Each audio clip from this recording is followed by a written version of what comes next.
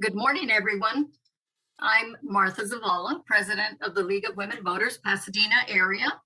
Welcome to Thursday with the League, protecting our right to vote. Before we get to our program, I want to mention a bit of trivia.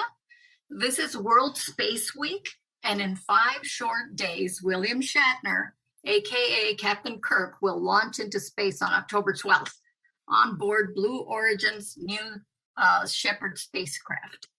He is 90 years young. You may wonder what's important about this event, which is a great indulgence when there are so many people struggling to get the resources they need just to get by. But as a baby boomer, I'm personally inspired by the guts it must take to venture out and make history on such a grand scale and at an age when many are being told to get out of the way. Well, I'm nowhere near 90, but I don't plan to allow anyone to tell me to get out of the way, and neither should you. I think you should keep plugging away at the things that are important to you, because you make a difference when you take action and get off the sidelines. So now, before we hear from our guest speaker, I want to provide a brief overview of today's program. We will spend half of our time hearing from our speaker, after which we will take time to answer questions you have. This is a really, really great topic, and I think you need to pay attention. I'm talking here right now, and in a few minutes, our speaker will come on. You don't want to miss any of it. Or the opportunity to ask questions. What we want you to do is please enter your questions by clicking on the Q&A feature down at the bottom of your screen. Enter your questions as you think of them. Don't wait until the end. I will be presenting the questions for a response from our speaker. Be aware that some of the questions may be edited for brevity or to avoid duplicates. So your question may not sound exactly the way you phrased it, but it should be in there.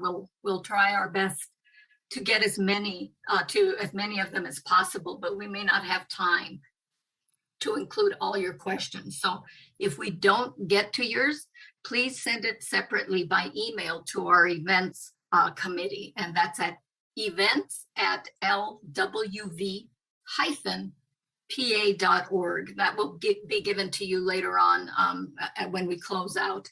You will have that email contact available. And, when you look us up at lwv-pa.org, don't forget the hyphen. You don't want to end up in Pennsylvania. It's a beautiful state, but you meant to go to Pasadena area. So please don't forget the hyphen. We will try to send you an answer within the next few days, depending on what kind of questions we get, if they're even answerable. So, and please don't enter your question or any comments in the chat box. That is going to be used by the webinar staff just to keep things running smoothly for you.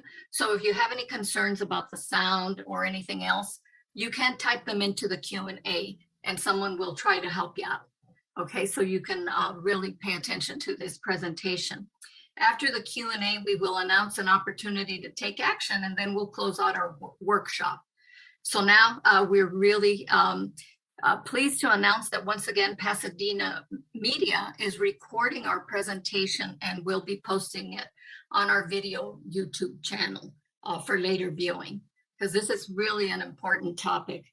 Now, to get to the reason why you're joining us this morning, we're very excited to present this relevant topic about the current status of our American democracy. Today, we will hear from Dr. J. Morgan Kousser, Professor Emeritus of History and Social Science at Caltech. And he'll show us how the voter suppression tactics we see today are the result of a decades-long assault on our right to vote. And here to welcome him is Hester Bell, a highly active member of our events committee. Hester, please introduce yourself and Dr. Kousser.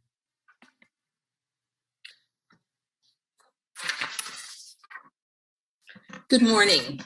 Thank you for joining this presentation on voting rights.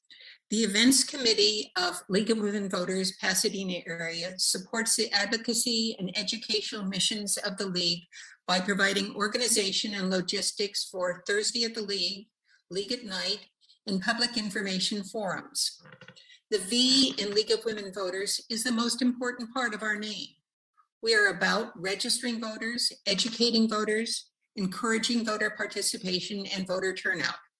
But across the country, voting rights are and have been under attack. Today, we will learn more about the history of voter suppression.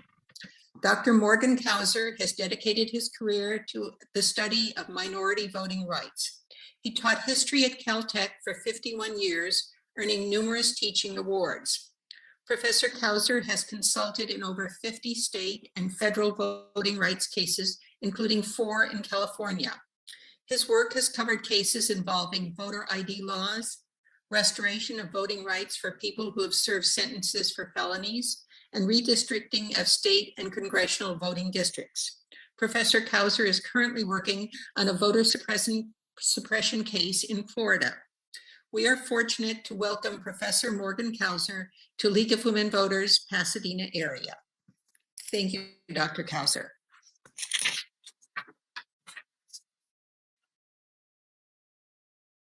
Hello. Thank you for inviting me. Well, I guess you can't see me right now. I'm not sure. Anyway, I have mixed feelings about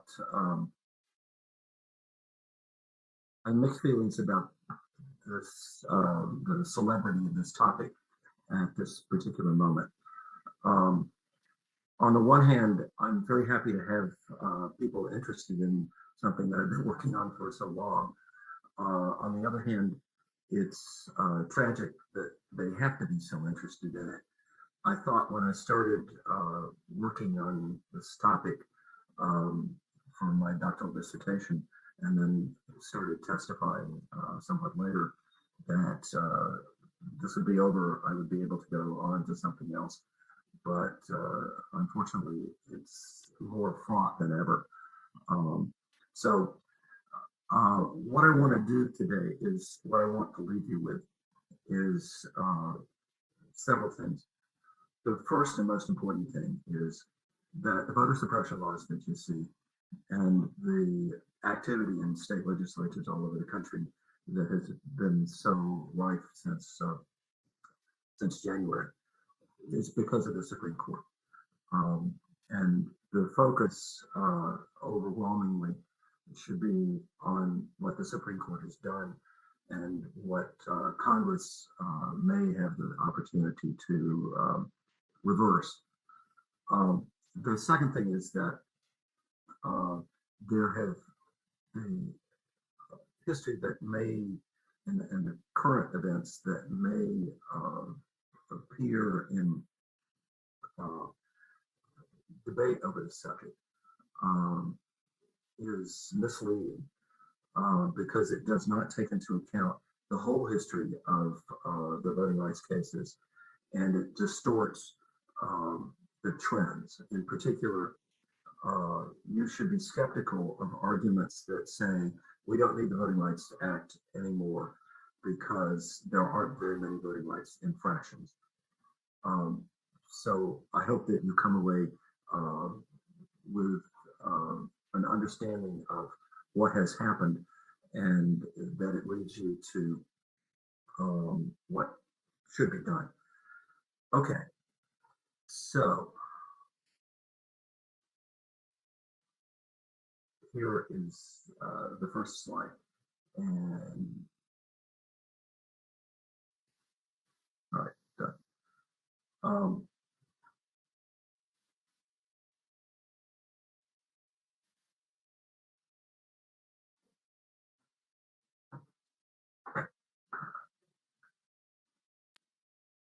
Professor Kousser, if Oh, you yeah. go to slideshow, start slideshow. Right, that's what. Yeah, I know. It's not always. Okay, here we are. Okay, why is there a crisis? It's because of 2 Supreme Court decisions. One is Shelby County versus Holder in 2013, and I will describe that in a minute. And the other is the Brnovich case Burbridge versus Democratic National Committee decided last June. And we have seen, as a result of these two cases, I think, the voter suppression laws that are all over everywhere and no doubt know about. Let me review quickly things that probably most members of the League of Women Voters are very well aware of. So this is just an easy review.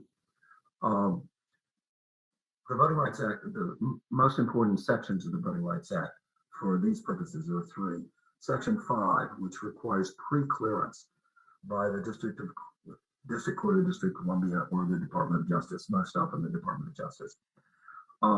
It was set up in 1965. The rationale was that in previous cases that the Justice Department had brought from 1957 through 1965, they would often bring a case and then there would be a change in either the law or the way that the law was administered, such that when Blacks tried to register in Macon County, Alabama, for example, where a couple of the leading cases came from, Macon County is where Tuskegee Institute is, and it had the highest proportion of Black citizens in the United States of any county in the country in 1960. When our lawsuit was brought there about the registration of voters using the literacy test, all the registrars just resigned, and so there was nobody to sue. And then when there was somebody to sue, they changed the law. And the pre-clearance mechanism was an attempt to get around that problem in such jurisdictions. And it was brought to the District Court of District of Columbia because it was clear that the Southern judges who had been appointed under segregation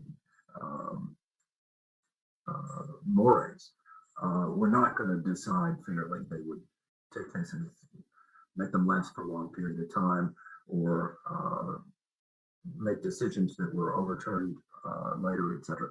So the pre-clearance in 1965 was set up to cover certain jurisdictions, mostly in the Deep South. 7 states were wholly covered or partially covered at that point. In 1975, it was extended to include what are called language minorities. Language minorities were primarily Latinos, but also Asian Americans and Native Americans. And this brought Texas, Arizona, and Alaska into the coverage scheme. So every time a local jurisdiction or a state tried to change a voting regulation or law, they couldn't put that into effect until the Justice Department of the DC District Court said that this would not have did not have the intent and would not have the effect of discriminating on the basis of race. This is particularly important because it put the burden of proof on the jurisdiction, not on the challengers. It made them justify the law as non-discriminatory rather than the other way around. So it made it easier for people who were contending that the right to vote had been taken away to win than if they had the burden of proof and had to prove positively that there had been discrimination, either in effect or intent. Section 4 set out the coverage scheme, and it was an attempt to say, where are the jurisdictions where we're most likely to see infractions? And it made particular ones covered. There were 4 counties in California that were covered because California had a literacy test. And there were 4 counties where the turnout in 1972 was under 50%. And so they got covered. There were 3 counties in New York. There were some counties in the Dakotas and so on, but mostly it was the Deep South. Section 2 of the Voting Rights Act, which is still in effect, though hampered, by the Brnovich decision, applies all across the country. And in Section 2, the burden of proof is on the plaintiffs. They have to file cases. They are often very expensive to litigate. They can take a long time, a couple of 3 years at sometimes.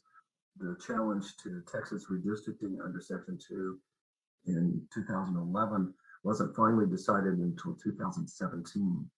And in the 1990s, Section 2 challenges to redistricting in North Carolina went on for the whole decade.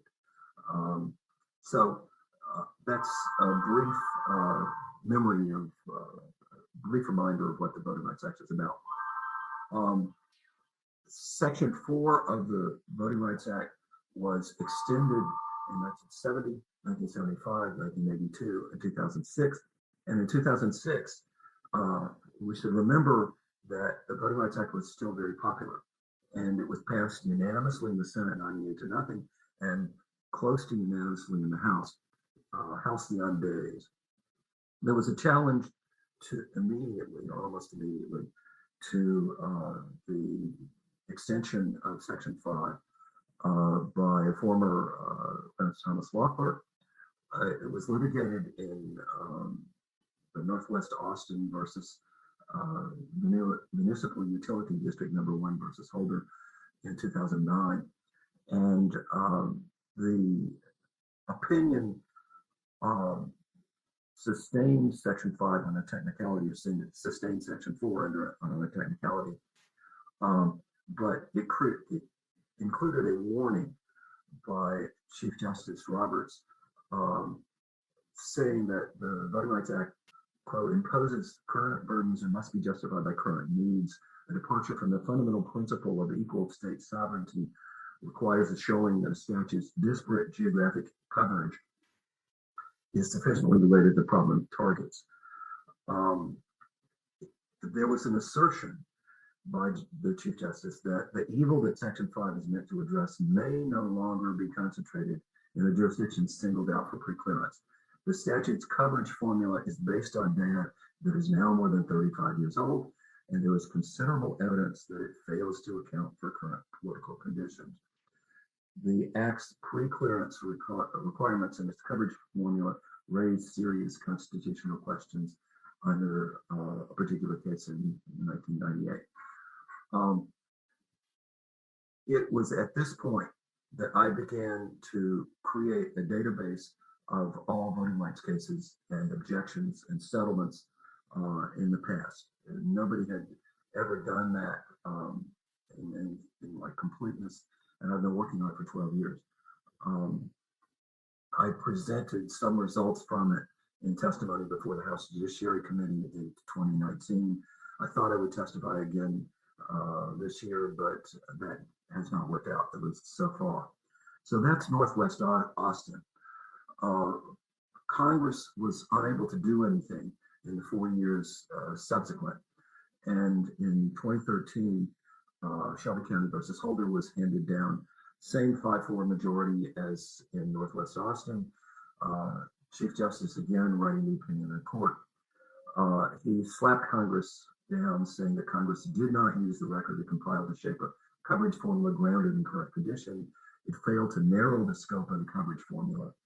Congress neglected to determine how that discrimination in covered jurisdictions compares to discrimination in jurisdictions in states unburdened by coverage. Formula was outmoded. Its relation to the problems of vote dilution was purely fortuitous. Please remember that word, fortuitous. Let's see if that holds. The Brnovich case is a case decided last June. It was from Arizona.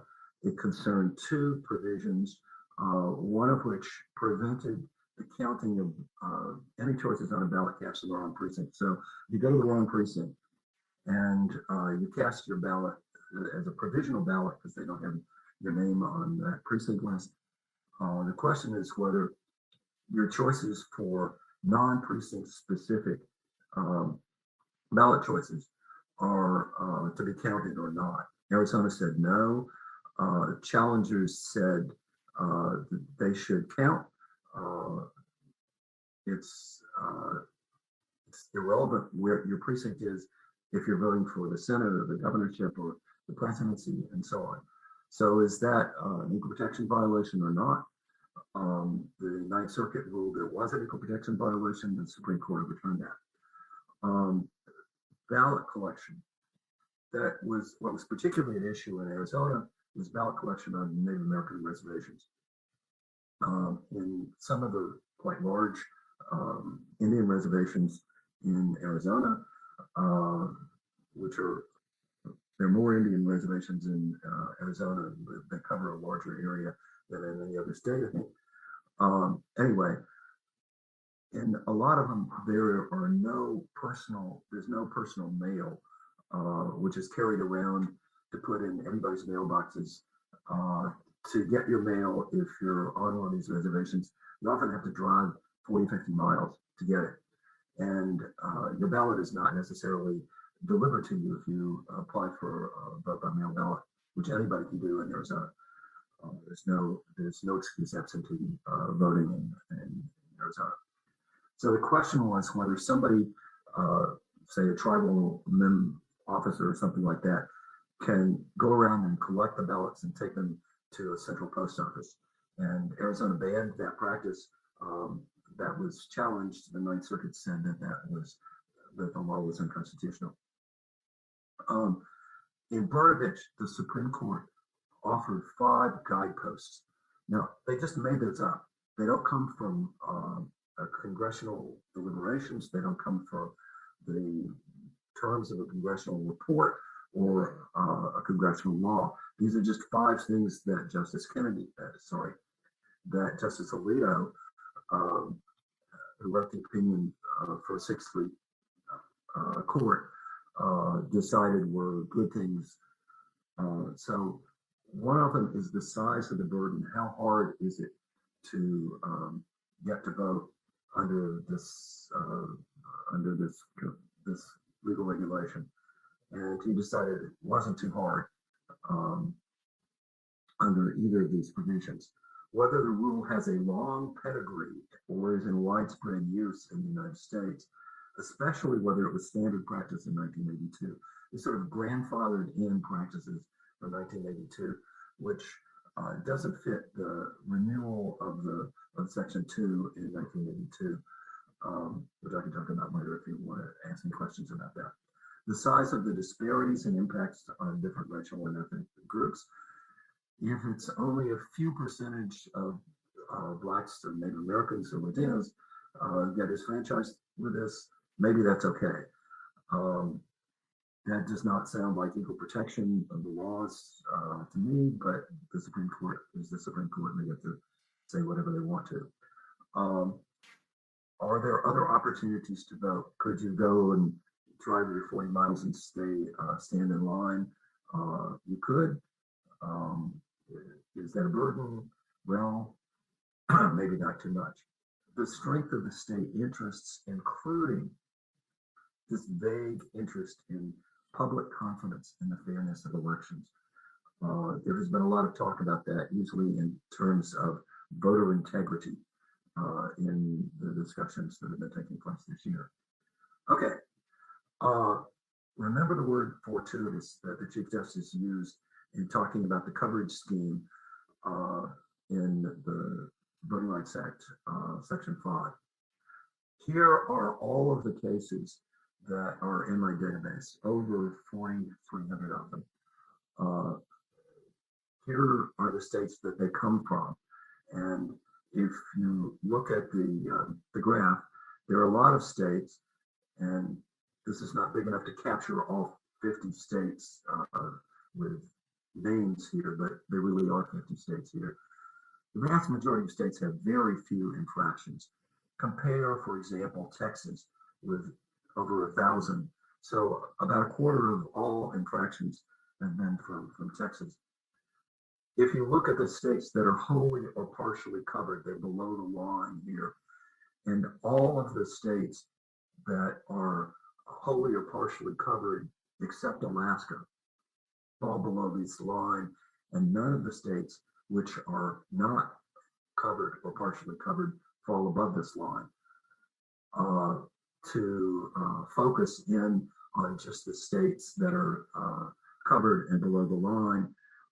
That's what they look like from South Dakota, California, covered, only 4 counties covered, still a lot of cases, relative lot of cases, and so on through South Carolina, Louisiana, Mississippi, Georgia, Alabama, and finally Texas.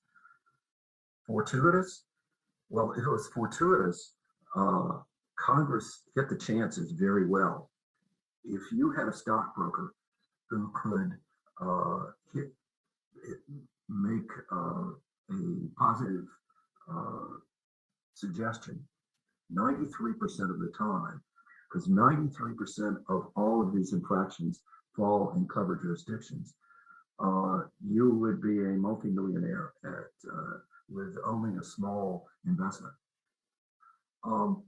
If you look at the discriminatory events by state and you divide the period into two sub-periods, one before the big change in 1981, starting with the first Civil Rights Act passed in the modern era, the 1957 Civil Rights Act, and then from 1981 through 2005, because there was a big renewal of the Voting Rights Act in 2006. Divide those in two, what you find is that the infractions were not all in the first half of the period. In fact, they were more likely to come in the second half of the period. Look at Texas, for example. The blue line is infractions in Texas, proven violations of the Voting Rights Act or the 14th and 15th Amendments from 1957 through 1981. That's the blue line. If you look at the red line above it, that goes out to the over 800, that is infractions from 1982 to 2005. So the infractions kept going, and the coverage formula actually fit better the later in the period you got. If you like maps, this goes through only 2014, but it shows by county the number of cases, etc., in each county. And if you look at that, you see that the vast majority of them come from the covered jurisdictions in the South, the Deep South, across the Black Belt area in Mississippi, Alabama, Georgia, Louisiana, into East Texas, and a lot of them in Texas, a few in California. In this particular map, I included things in the California Voting Rights Act. In this map, I excluded them from the graphs that you saw before. There are some infractions from New York City. Those are all polling place changes that took place in 2001. If you want to see what Congress had seen in 2006 as it was extending Section 5, the final time before Shelby County versus Holder, think of what you would have seen in voting rights infractions if you had been sitting in the northern United States. Okay, we'll just twirl the map. This is what you would have seen. This is a point of view of where the voting rights cases are if you were a northern member of Congress or senator. It would have looked like everything is in the South or the Southwest, and it would look like the coverage scheme that had been set up in 1965 had fit extremely well. What kinds of infractions are we talking about? What things have been challenged successfully and unsuccessfully? These are the kinds of voting rights laws that were challenged. At large, the most often challenged and the most successfully challenged infractions were from at-large elections.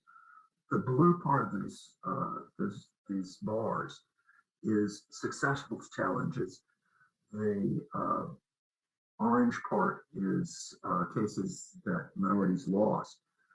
So more minority vote dilution cases were cases charging that at-large elections were against the Voting Rights Act or unconstitutional. There are some provisions that are usually used in at-large elections. A majority vote requirement. You have to get a majority to win, or there's a runoff. Numbered posts. You're voting for city council seat number 1, and everybody in the whole city votes for that, even though sometimes there's a residency requirement and you have to live in a particular part of the jurisdiction to run. Staggered terms. If all the seats of the Pasadena City Council, which has 7 members, were up at once, and you had at-large elections without numbered posts, then a minority would be able to vote for would be able to elect a candidate more likely than if you had a majority vote requirement or you had districts. Districts in Pasadena were required by a 1979 referendum, which was a result of a Section 2 case that had been brought against Pasadena. And Pasadena, instead of litigating the case all the way, there was a referendum and they adopted district elections. So more cases were vote dilution cases, were called vote dilution cases, cases that where somebody is not denied the right to vote altogether, but when you aggregate the votes, it makes it harder for minorities, political minorities, religious minorities, racial minorities, whatever minorities to win. Those are called vote dilution cases. Redistricting cases we're familiar with. There are actually fewer redistricting cases than there have been at-large election cases, although people often think of the Voting Rights Act as if it's all redistricting cases. There are a bunch of cases on annexation, and they were quite successful. In an area, a city, for example, was growingly Black or Latino, sometimes the local city council would vote to annex a white area, for example, to make sure that Richmond, Virginia, for example, continued to have a white majority when it was threatened, as the city council members thought, with a Black majority. And so they annexed white areas. That was overturned by the Supreme Court of Richmond, and it's been overturned by the courts in other places. Polling place violations. If you change the polling place, one of the most egregious ones was that they changed the polling place from a Black area in one place to a country club, a whites-only country club, where so that Black people who wanted to vote at their local precinct were forced to go to a whites-only country club. I think they were allowed in for that purpose, no other purpose, but the court overthrew that. Language minority cases. In California now, we print ballots and election materials in approximately 10 languages and maybe even more in Los Angeles County. But in lots of places, they did not print ballots and election materials, even in Spanish. And in areas like Florida, where you've got large immigration, often in Central Florida, of Puerto Ricans who are citizens when they come to the United States, but their primary language is Spanish. If there are no language materials in Spanish, they're disenfranchised, in effect. So those have gotten overturned. There are other kinds of vote denial cases. There are voter ID cases. There's felony disfranchisement cases. If you look here, there was only one felony disfranchisement case that was actually successful for minorities. That's the first case that I ever testified in. And it got decided by the U.S. Supreme Court in 1985. I testified in others. most recent in 2020. There are other vote denial cases involving a lot of vote suppression measures, and there are other cases where they don't fall into any of these categories. So they're relatively important. Here are the cases that are over time. So you look, start in 1958, we go to 2020. The blue line at the bottom is state level cases. There have always been some state level cases. Some years there were none, but almost always some. But they don't change very much. What has shifted is the local level cases. And if you look at the gray line, you will see that the vast majority of voting rights cases are local. There's a famous saying that all politics is local. That's not true. It's increasingly untrue. But certainly all voting rights Act cases, the statement that all Voting Rights Act cases are local is much more nearly true than all cases are local. Nonetheless, you see a particular set of patterns in the cases. And one of the things that you ought to think of as good students immediately is, why do you get the particular peaks and valleys that you do? It looks like there's some temporal pattern. You get a peak in the beginning of things, you get a peak before 1965, then you get a peak in about 1970, you get another peak a bit later until 1975. You get more peaks in here, then there's this huge valley. You get some more peaks here, and then there's a trailing off entirely. So if you look at the end of this, in terms of local cases, there are more successful state cases in 2020 than there are local cases. The local cases have really gone down quite considerably. Okay, this is a strange graph, and it's strange that I would even present it. But there's a point to it. This looks at successful voting rights cases. So this is all of them, not only state, but local as well. And it starts in 1900. And the most important thing that you should note, and as good students, you unquestionably noted this, is that from 1900 to 1960, there are almost no successful voting rights cases. Why did I put this in? The point is simple, and if this were a normal Caltech class, I would have said, okay, raise your hand, tell me why you think this is the case. Almost none of you would think that voting discrimination in the South, particularly, but voting discrimination in general, had been lower from 1900 to 1960 than afterwards. So why is the level flat? Why is the level almost zero in most years? Because there was no legal way to challenge it. So the cases that you see are a function of two separate things. One is the amount of discrimination that occurs. But as this graph points out most dramatically, the second is, what legal opportunities do you have to challenge things? And it's the legal opportunities that will be responsible for a lot of the action in the cases that you see.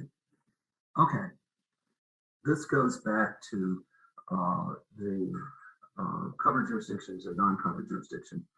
You've seen the covered jurisdictions and non-covered jurisdictions in the line graphs that I showed close to the beginning, and you see that the non-covered jurisdictions have much less, many fewer cases than the covered jurisdictions. The covered jurisdictions are the orange line above. The Chief Justice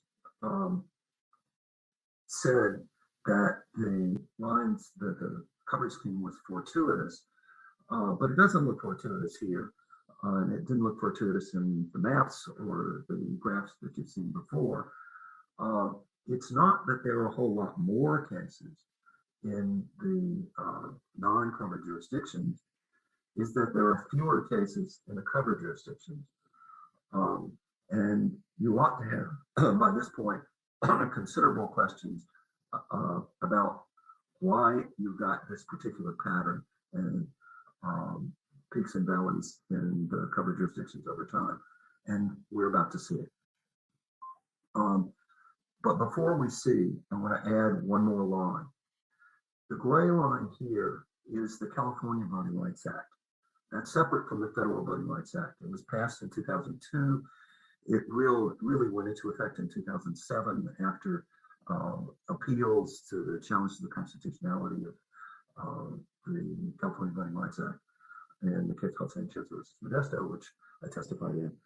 And the thing that ought to impress you here is that there are more cases in California after 2007 than there are in the whole rest of the United States under the Voting Rights Act. Only 4 cases in the CVRA have gone to trial. I was a chief expert witness in all 4. We won all 4 at the trial court level. One case is now under appeal. It's before the California Supreme Court. Hasn't been argued yet, but it will be. I think it will. The CVRA will be sustained. But at least 453 local jurisdictions have changed their method of election from at-large, almost all to districts, a couple to some sort of proportional representation or ranked choice systems. But the CVRA makes it relatively easier for plaintiffs to win. There are fewer things that you have to do to present a CVRA case than a Voting Rights Act Section 2 case. What this should show you is that there is still racial discrimination in voting, but in order to see it, you have to have a vehicle, a telescope, a microscope, a pair of glasses that allows you to see what's there. In California, with the CVRA, we've been able to see what's there. In the country as a whole, as the next slide will make clear, the Supreme Court has shut our eyes, closed off our microscopes, telescopes, glasses, so that we can't see the discrimination that was there. Here is the most important graph in the whole talk. This is an attempt to give you an idea of why the peaks and valleys are like they were. And it looks at particularly important cases or particularly important actions by Congress. In 1969, the Supreme Court decided a case called Allen versus Board of Elections. It basically came from Mississippi. There's a consolidation of cases from Virginia and Mississippi, but the most important ones from Mississippi. In Mississippi, once blacks were able to flood into the electorate after 1965, and black voter registration went from 7% in 1965 to high 60s by 1967, 68. The state legislature immediately passed a series of laws which did several things. It took systems which had been elected by districts and made them elected at large. It consolidated black majority counties with white majority counties to make white majority districts. It took offices that had been elected and turned them into elected offices that were appointed by the governor. The governor would appoint all white officials to state schools board, to local school boards or local school superintendents. So that blacks could vote in Mississippi, but the way that their votes were aggregated meant that they had been effectively disfranchised. Allen settled the question about whether those kinds of vote dilution laws, at-large elections, etc., could be challenged under Section 5 of the Voting Rights Act. And it decided that they could be. And what happened was that there were a lot more challenges. There were challenges under Section 5, and there were challenges also under Section 2. And the number of cases went up pretty spectacularly. In 1976, the Supreme Court made a decision called Beer versus United States. Again, it's a Section 5 case. And the question was whether a decision that a voting rights change had the effect of, had a discriminatory effect, meant that it had to change things for the worse compared to the way that they were. So-called retroactive changes. The changes caused a regression. Here, the issue was in New Orleans. There had been one city council district that was majority Black, 7 city council districts. In 1971, they reapportioned. There was an effort to draw a second Black majority district. The parish was about 30 to 40% Black. But the city council refused to do so. They got sued, and the Supreme Court said, well, so long as you don't go from 1 to 0, there is no infraction of Section 5. That a discriminatory effect meant that you had to retrogress, you had to be worse off than you had been before, not that it had an effect which was racially discriminatory. So the 1982 amendments were a response to another case, which I won't describe right now because I'm probably running out of time. But the 1982 amendments by Congress made it easier to win Section 2 cases. And the number of Section 2 cases skyrocketed dramatically, tripled, quadrupled almost in very few years. In 1986, the 1982 amendments were interpreted, and they were interpreted in a way that was favorable to minority plaintiffs. And again, you get a jump in the number of cases. This jump here is the number of redistricting cases that came as a result of the very favorable Jingles decision in 1986. So there were a lot of cases that were challenges either under Section 5 or Section 2 to voting rights infractions on redistricting. So a lot of cases in the early 1990s. Then Shaw versus Reno in 1993, which said that if North Carolina tried to draw a second majority Black district so that they could elect a Black representative to Congress for the first time since since 1899, and they drew a second majority district, majority Black district, that was overthrown by the Supreme Court.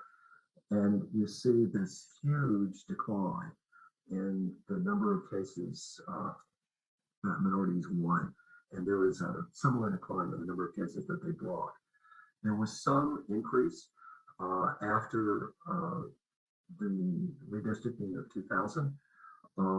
There was another case in 2000 called Bossier Parish, Louisiana, and that had an effect of making it harder to win cases, and so there would be fewer cases brought as well. It's a larger effect than people thought at the time, but it's the bunch of cases here. There were a whole series of so-called racial gerrymandering cases decided here, and in general, people in the voting rights community seem to have made the decision that it was going to be too hard to win cases, so they couldn't bring them. And certainly the Justice Department was less likely to make objections to particular laws or procedures after Shaw versus Reno. Shelby County versus Holder takes place in 2003, but the cases had already dropped considerably at the time that Shelby was brought, and they did not increase after Shelby. They continued to be way down. The gray line again is the California Voting Rights Act. California Voting Rights Act is really the only thing that's keeping voting rights going in terms of major victories over time since 2007. There are relatively few cases that are won in the rest of the United States, particularly if you compare it to the earlier times. So what you should draw from this is that the Supreme Court affects not only who wins and loses in a particular case, but the record on which one would decide whether the Voting Rights Act should be extended or not. And as in every time where there was a very favorable decision by the Supreme Court, you get more cases, you find more of the discrimination that's actually out there. Similarly, when you see unfavorable decisions, you are able to envision, to see less of the discrimination that is actually out there. The Supreme Court has the right, in effect, to remake reality. And then the Supreme Court can react to that. It made it more difficult to win cases in Shaw, in Bossier 2, and in similar cases. And then in 2013, it can say, gosh, we see hardly any cases, and the voting rights problem must have gone away. Well, it hasn't. And it's the Supreme Court which creates its own reality. What are the laws that are currently at issue? I just discussed these very quickly. I'll just leave these up on the screen and not discuss all the provisions. But the Georgia law made it harder to vote by mail, even though no excuse absentee ballots are still legal in Georgia. It made it harder to use drop boxes. They are very much more limited. The key thing here to see is that they shrunk the number of drop boxes which can possibly be set up in Metro Atlanta, which is 3 counties, from 111 to 23. So you have to go a lot farther to get to a drop box. They penalized civic organizations like the League of Women Voters if they send out voting by mail applications to people who have already requested one. There's a fine of $1,000 for every one that you send out. So if the league wants to send out applications to somebody, they have to check whether an application has been sent out already.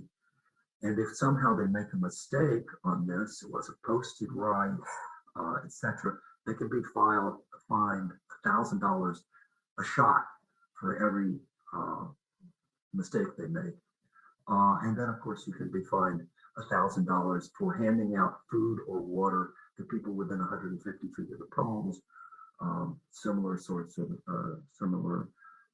regulation in Florida.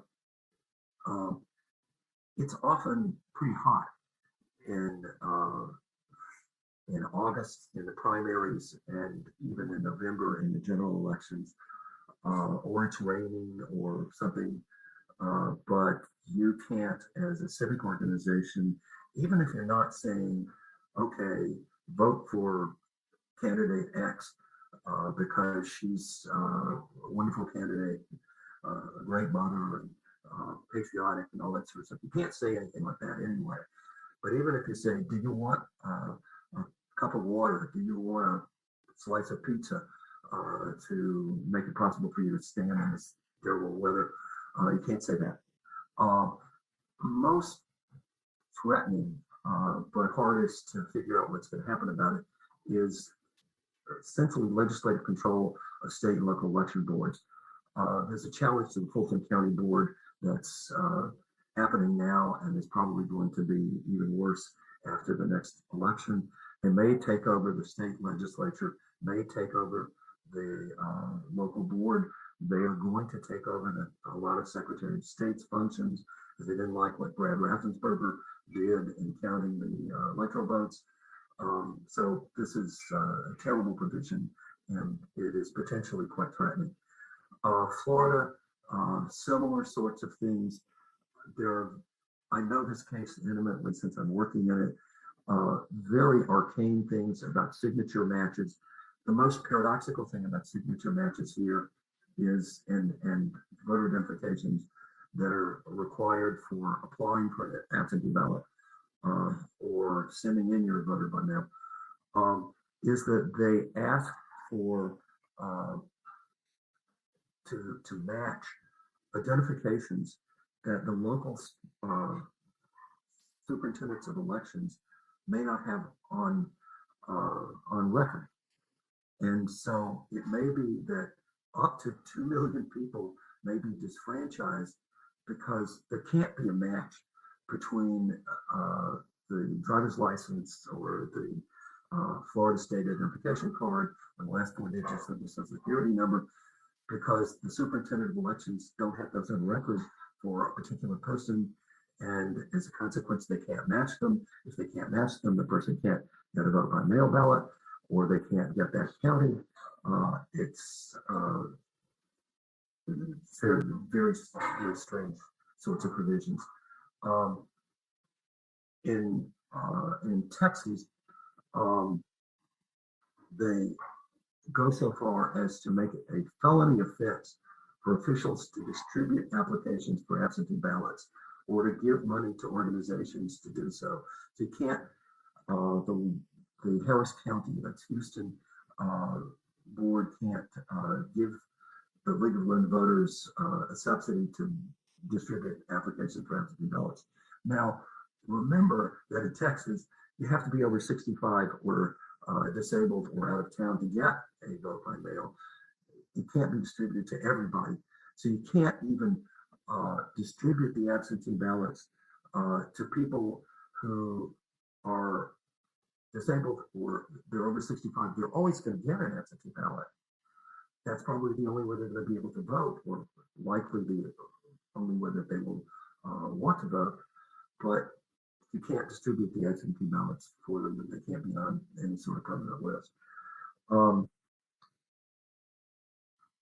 This looks at a current gerrymander plan to, if you want to see what Texas is doing, this comes from a graph in the New York Times article.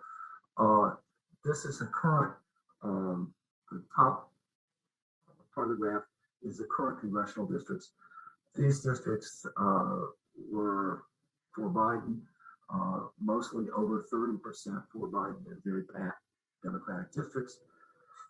These are for Trump, 40% or more, very packed Republican districts, but there's some in the middle.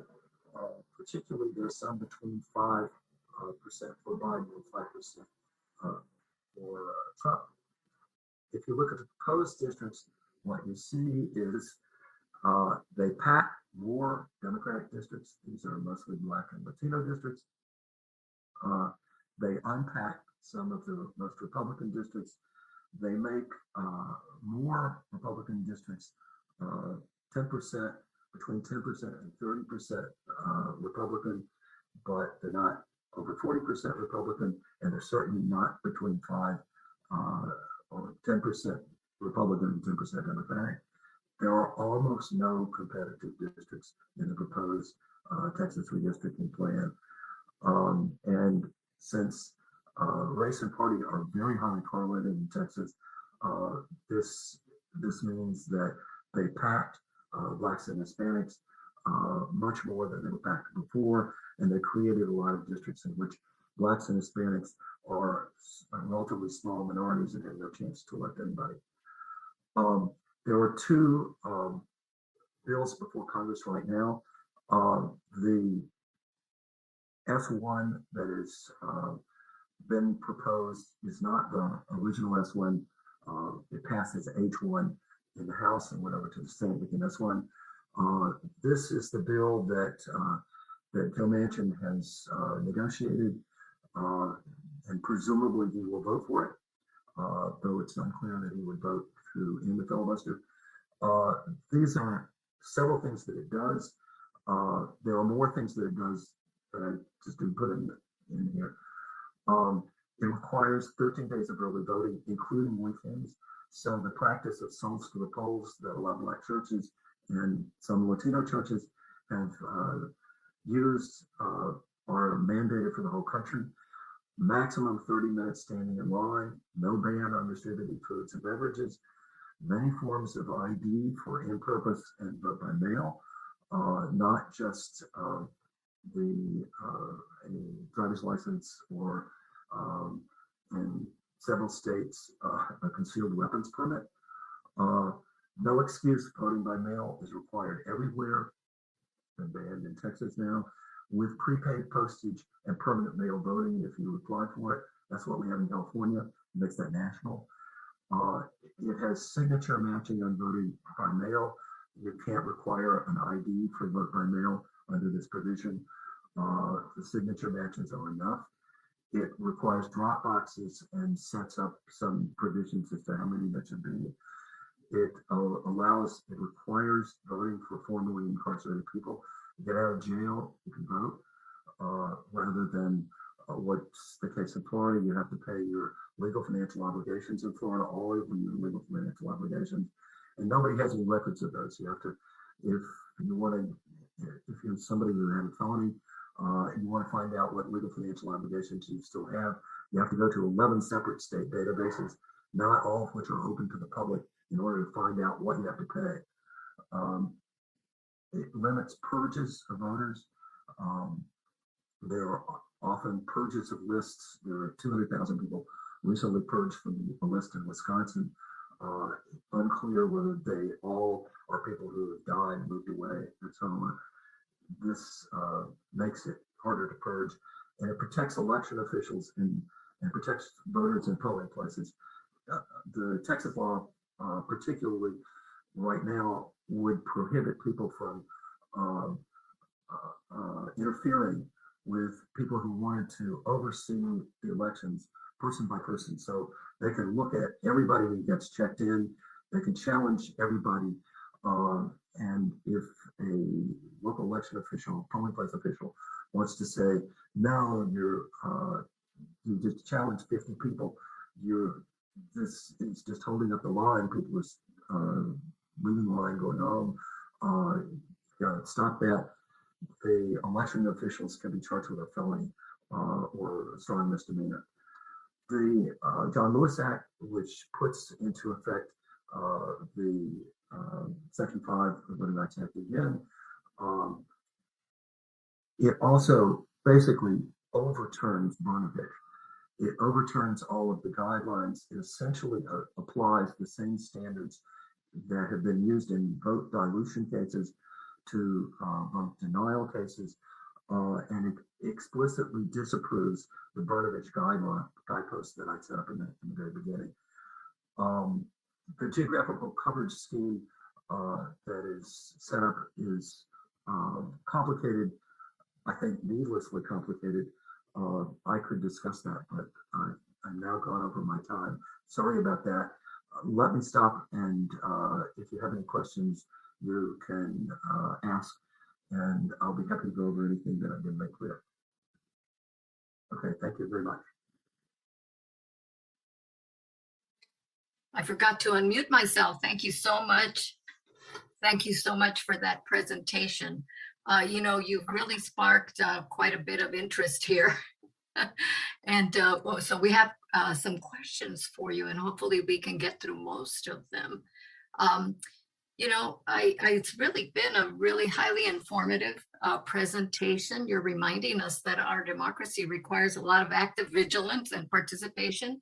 And there's a constant battle going on and raging in our courts that most of the time we don't hear about all of these things, but collectively, they're actually all moving toward making voter suppression easier, is what it sounds like to me. So I think these laws that you've talked about, that of course the League of Women Voters have been really active advocating for, that, are just really So important.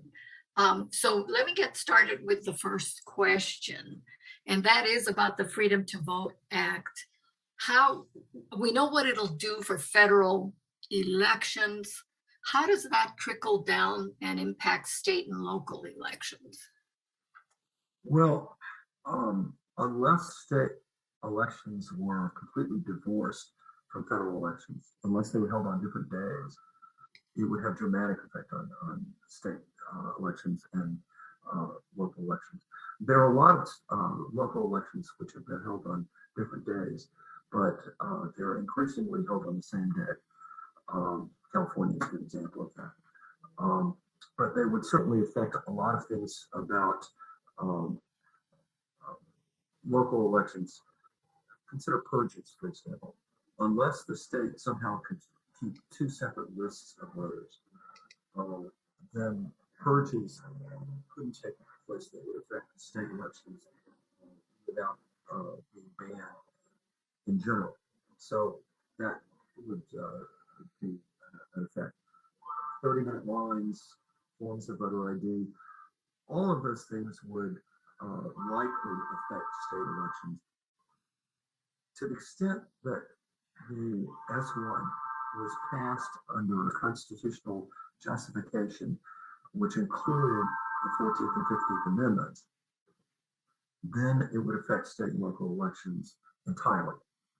To the extent that it's passed under Article 1, the times, places, and manners provision, it would affect only federal elections. And so long as Congress puts in the 14th Amendment and the 15th Amendment, then it has an equal effect on state and local as well as the federal election. Okay, yes, because I know that in California, our state legislature has been really good about, putting in laws to have concurrent elections. It reduces the cost and simplifies the fact that people don't have to be waking up every 5 minutes, especially for local elections. A lot of people don't hear that there's even a local election going on, let alone, really getting involved in it. So in the state of California, it's great.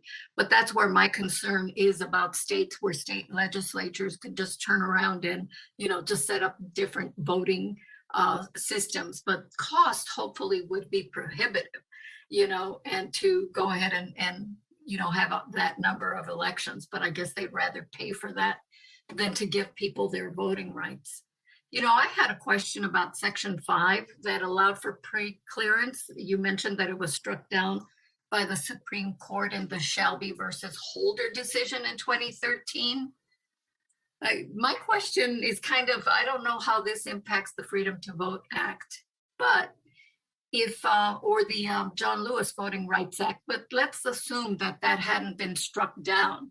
Between 2016 and 2020, we had a Sessions bar DOJ.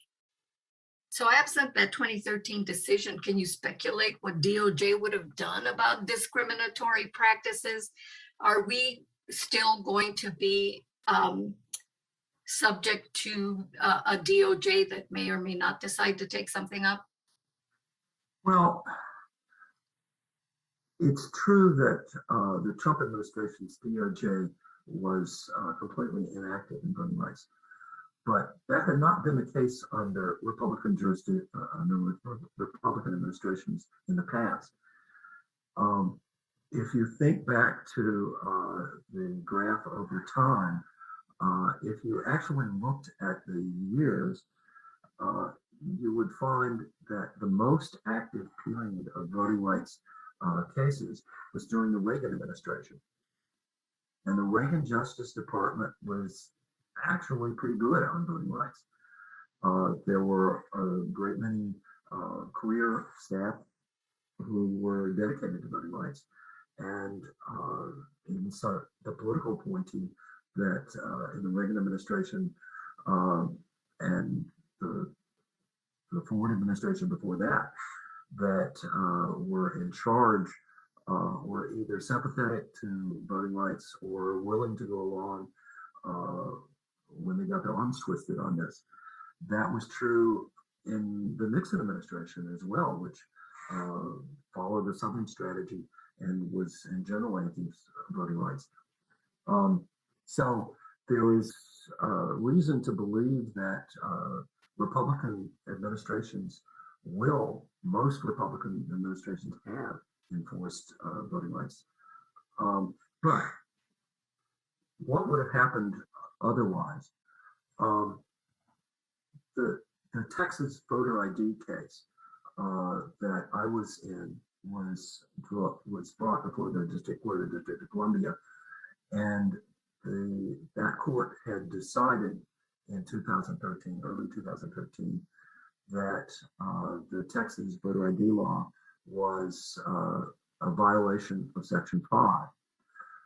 And immediately after Shelby County versus Holder, 2 hours after Shelby versus Holder came down, Texas said, well, that decision no longer holds. We will start using voter ID immediately. And the Supreme Court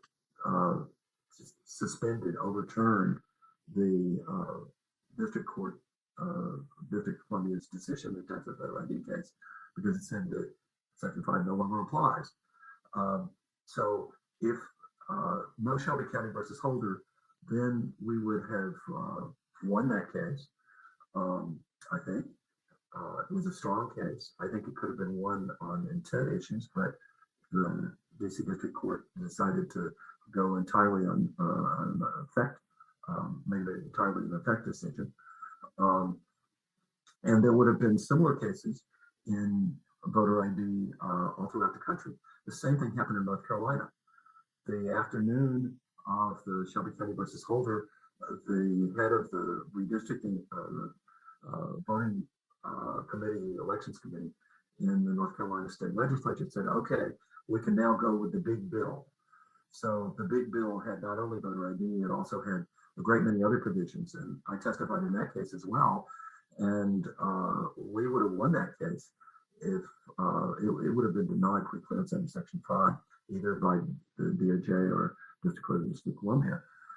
The whole history of the United States from 2011 to 2020 would have been dramatically changed in voting laws had Shelby County versus Holder not been decided the way it was.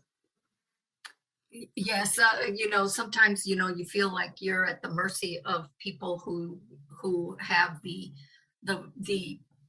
responsibility for maintaining or upholding our laws. And that's where we, obviously our vigilance is necessary, because not all of them, take up the burdens of their office with equal fervor, So one of the next questions is about the burden of proof concept. You indicated that one of the 5 guidelines, I think, that were established in that court case, Baranovich, or I don't remember how to pronounce the name, that they had shifted the burden of proof, my understanding is?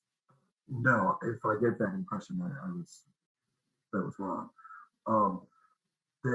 They didn't shift the burden of proof. The burden of proof in a Section 2 case has always been on plaintiffs.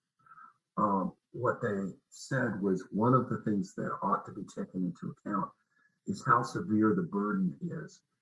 How difficult does the particular provision make it to vote? And the Ninth Circuit thought that the burden on particularly Native Americans in the ballot collection provision of the Arizona state law was quite great.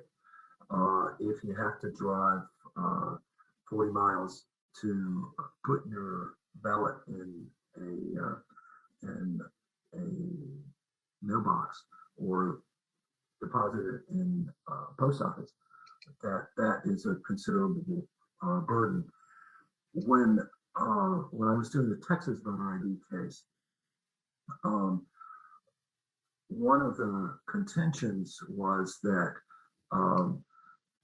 if you had to get an ID in Texas, you very often had to drive for round trip a couple of 100 miles to a Department of Motor Vehicles office in another county. And the question was whether that was a great burden.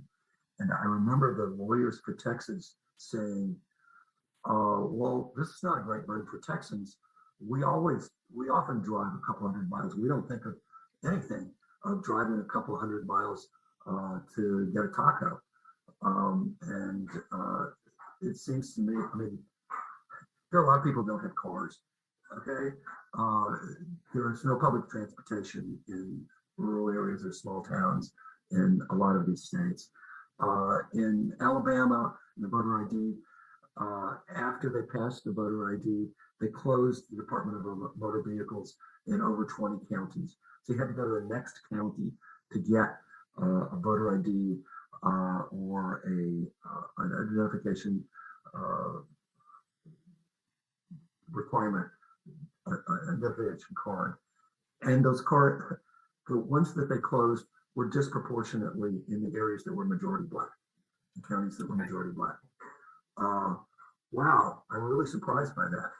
Um, I remember Hillary Clinton campaigning in 2016 in Alabama, talking about that, and it was, I think, fairly egregious.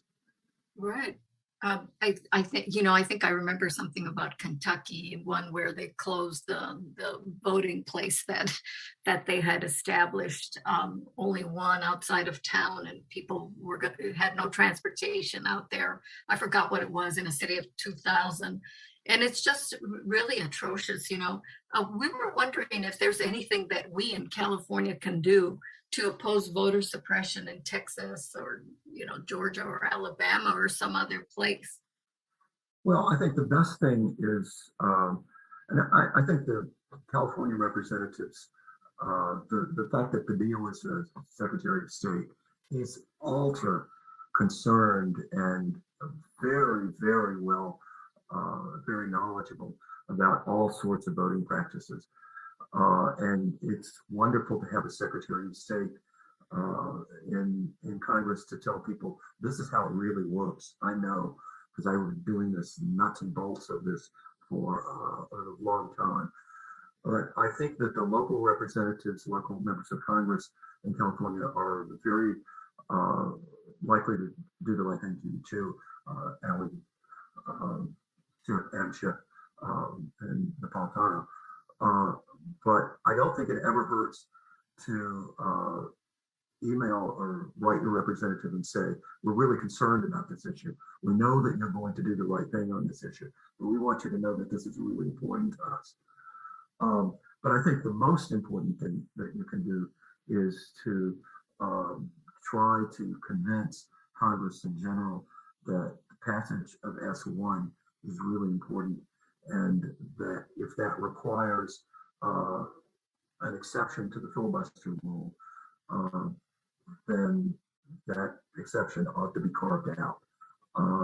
And I know that there are petitions that you can sign online about this, but with all the stuff that's going on, with all the important things that are before Congress and before the country as a whole, it's quite possible that the Voting Rights Act is going to be sort of lost in the shuffle. And we citizens depend on league members to keep calling that to the attention of people in general. You can always write a letter to the editor. You can always try to ensure that there is some sort of news story that's related to this. You can say, okay, in the recall, we in California, you can point out, we in California had drop boxes easily available. There were no incidents on drop boxes, or very few incidents on drop boxes in California during the recall election. It made it easier to vote. We in California have now made it possible to have permanent absentee ballots. Absentee ballots, voting by mail, will be sent to every voter. There's an envelope with a stamp already on it. We want everybody to have the same opportunity to participate in democracy that we have. And just keep working at that. Yes, thank you. One really quick question. I don't know if you have any opinion or a perspective on, enfranchising non-citizen voting in local school district elections. Because my understanding is that there's really nothing in the Constitution precluding people who are not yet citizens from engaging in, in elections, especially local ones. Well, in the late 19th and early 20th centuries, there was widespread enfranchisement of non-citizens. So long as you had taken out papers indicating your desire to start the process of becoming a citizen in more than 20 states, you could vote. This was often used as a device to try to encourage people to move to those states, places that people didn't want to move to. I mean, if you want to spend the winter in North Dakota, Wyoming, etc. Well, if you do, you get the right to vote. The fact of the matter is that there are an increasing number of people who are undocumented or the children of undocumented people who are in schools. And California is a quintessential example of this.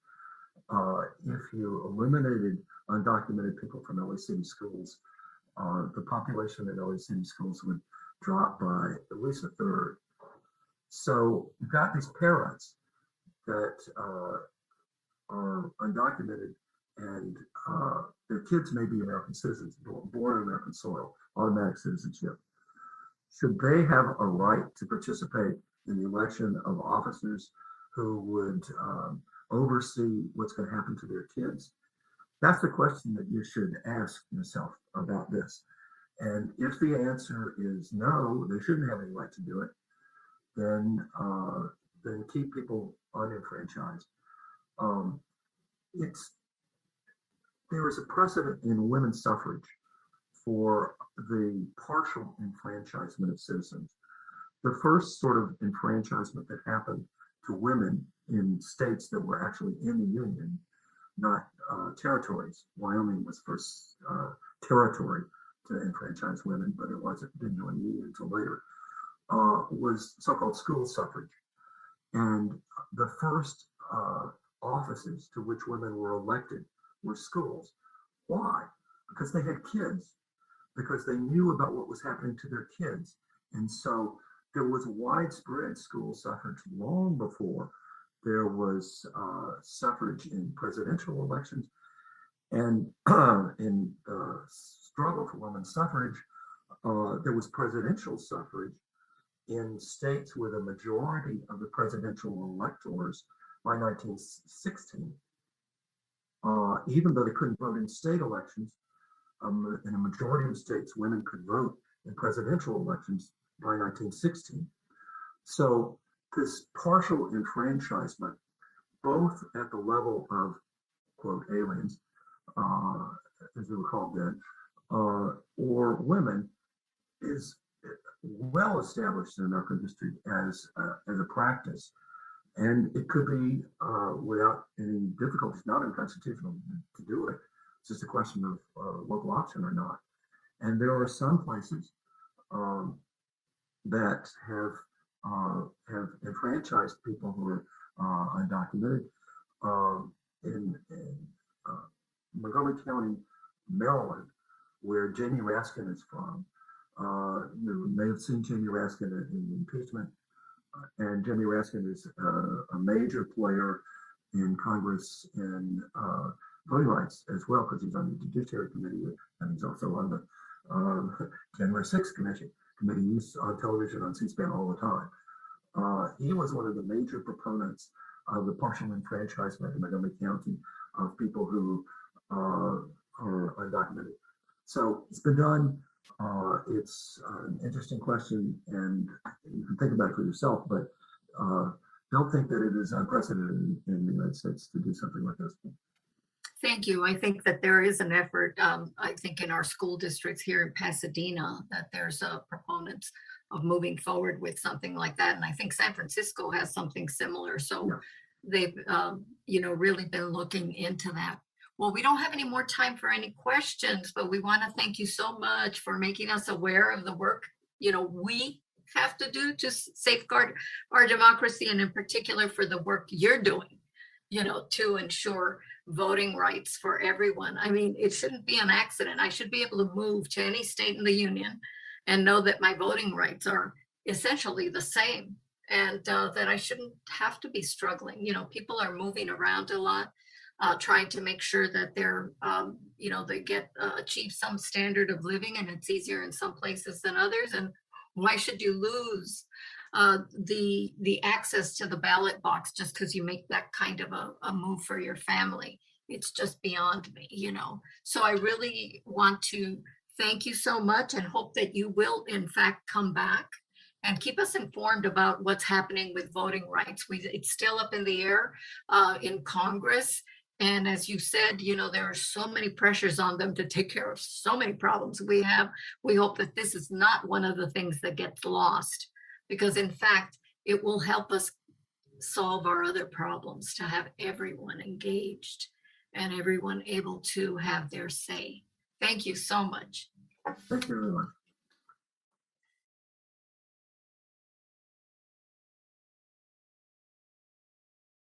It shouldn't be left just to Dr. My God, I keep calling him the wrong thing, Kousser, to protect our rights in the courts. It has to be done through our activism. So a majority of the state legislatures, as you heard, are really working to legalize voter suppression tactics all over this great union of ours. And federal law can do a lot to stop this, the stealing of people's access to the ballot box. So please help pass the Freedom to Vote Act, and of course the John Lewis Voting Rights Act also. So I'm serious. Get your cell phone out right now. There's a telephone call that you need to make, and it should be very, very easy for you to follow the script. I'm not going to necessarily, twiddle my thumbs while you're making the phone call, but I really encourage you to do that, and do it, and have your friends, family, and whoever else cares about making sure that everyone has equal representation and gets an equal voice. We're blessed to be in California, but that's not the case for everyone. So please make sure you call. There's a script for you to follow right here. There's also on our hot topics on our website at lwv-pa.org, you can go to our hot topics, and there's a link there explaining what the provisions of that bill are, so you can take a look at it. And just, have your voice heard. Remember, don't let anybody kind of shut you up. We have to do our part. That is why most of us here who are in the audience are members of the League of Women Voters, right? Because it's so important for everyone to have their say. So thank you very much. You have the different contact information. If you didn't get a chance to get that, again, you can email our events committee, events@lwv-pa.org, or just our office, our league office, and we'll get that information for you so that you can send that out. Anyway, I just wanted to remind everybody that Pasadena media has been recording the session. And so be sure to go to our YouTube channel on our website so that you can share it far and wide to get this information out there. I want to thank our Zoom hosts, Catherine and Hester, and thank you to Dr. Kousser. That was really an enlightening presentation. It's the battle wages on, and it's people like him who are fighting in the courts to try to make sure people get their right to vote. So again, stay informed. Make sure you, thank you to Pasadena Media for recording this, and make sure that you come back, stay informed by going to our website, and please don't forget to get out there and mix it up, get into good trouble. Thank you very much. Have a great day.